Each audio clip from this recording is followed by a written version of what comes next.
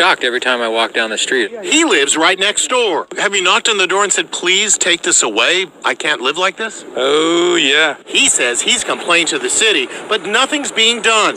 Suddenly, the man who lives in the hoarder house emerges. Your neighbors here have been upset for a long time.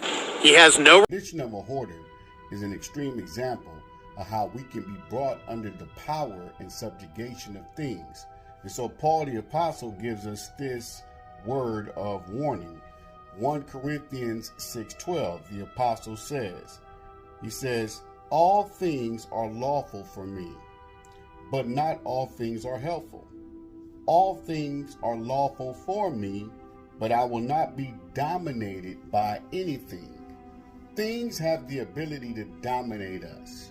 And when I say things, I mean objects. It could be music, food. In this case of that video, this guy was just dominated by collecting things. Video games are huge things that dominate people and consume them and consume most of their time and occupy them. And before you know it, you are now brought under the power of a PlayStation or some video game console.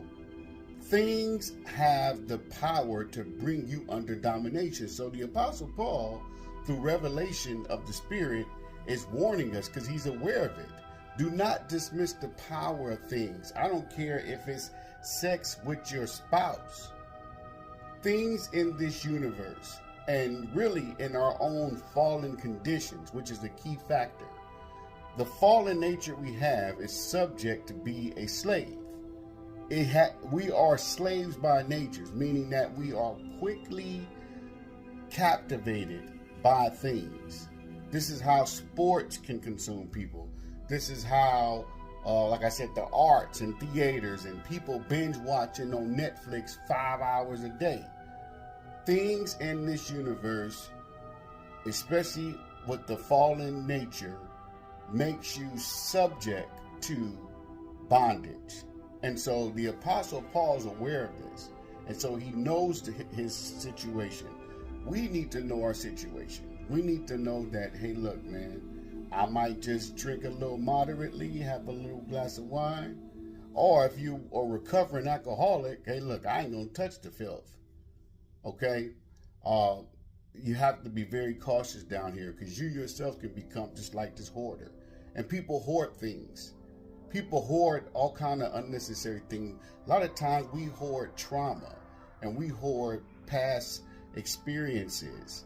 We can hoard unforgiveness and just, pile that thing up and stack it up in our heart and refuse to let it go.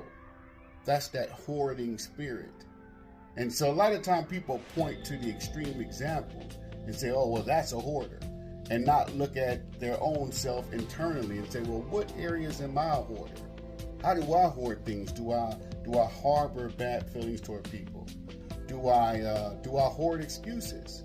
There's so many things down here that are toxic that we need to let go and dismiss of. So listen, be wise, be as the Apostle Paul states.